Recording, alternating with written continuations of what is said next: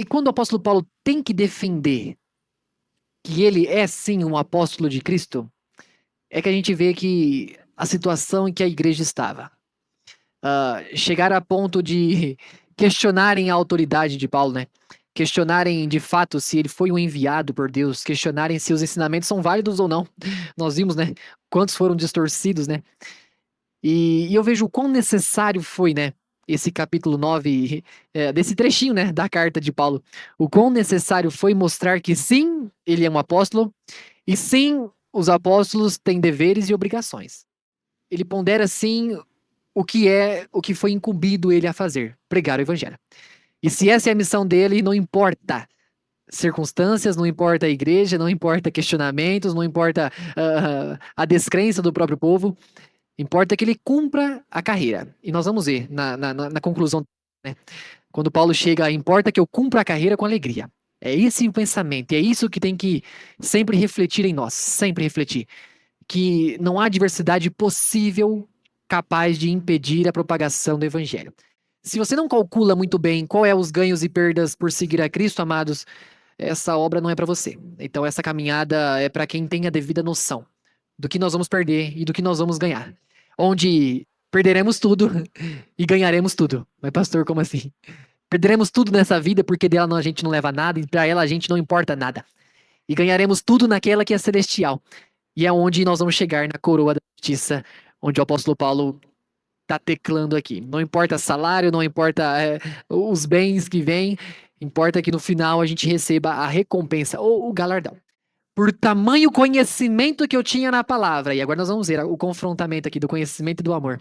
Pelo excesso de conhecimento, aquilo me inchou, me deixou orgulhoso. Quando descobri que tinha alguém pregando algo diferente do que eu aprendi desde quando era criança, eu quis matar. E aí ele foi lá, né, com a carta dos magistrados. Eu gosto da parte resumida, né, que Paulo fala.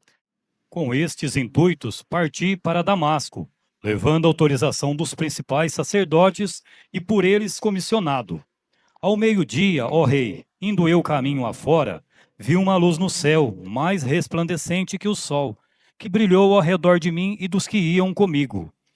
E, caindo todos nós por terra, ouvi uma voz que me falava em língua hebraica: Saulo, Saulo, por que me persegues? Dura coisa é recalcitrares contra os aguilhões. Então eu perguntei: Quem és tu, Senhor? Ao que o Senhor respondeu: Eu sou Jesus, a quem tu persegues. Mas levanta-te e firma-te sobre teus pés, porque por isto te apareci, para te constituir ministro e testemunha, tanto das coisas em que viste, como daquelas das quais te aparecerei ainda, livrando-te do povo e dos gentios, para os quais eu te envio, para lhes abrir os olhos e convertê-los das trevas para a luz e da potestade de Satanás para Deus, a fim de que recebam eles remissão de pecados e herança entre os que são santificados pela fé em mim. Essa é a missão. Importa aonde eu vou te levar agora, Paulo. E Jesus bem responde ele, né? Isso está tudo registrado no capítulo 9 de Atos, tá, amados? A história por completo. E fala que você será levado aos maiores, aos reis. Tanto é que esse discurso que Paulo faz é diante do rei Agripa, né? Depois vai falar, né, sobre. Ele falou sobre diante de Félix também, sobre Berenice, né, a esposa do rei, e tantos outros, né?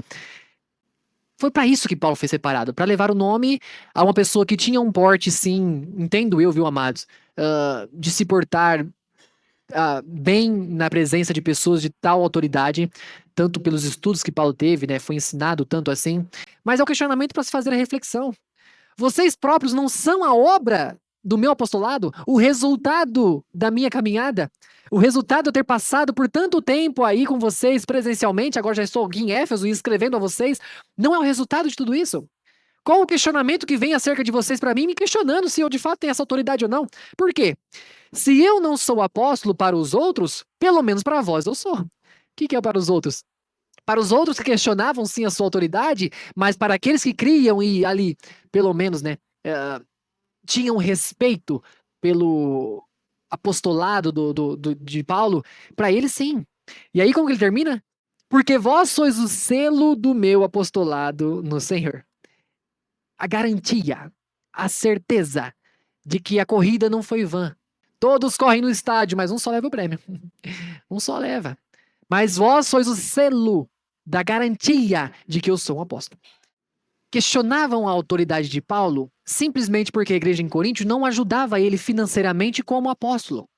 Ou seja, Paulo não tinha um salário da igreja, por livre e espontânea vontade. Porque Paulo preferia trabalhar. Qual era o ofício de Paulo?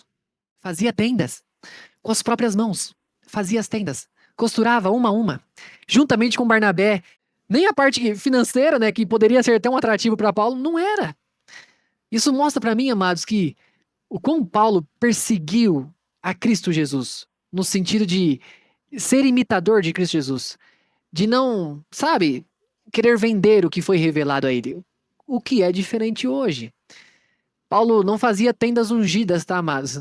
Porque se fosse nos dias de hoje, aí, rapaz do céu, pôs o selinho lá de Paulo de Tarso. Rapaz, essa aqui vem ungida. Essa aqui tem um poder que se eu dormir nela aqui, vou acordar com a revelação.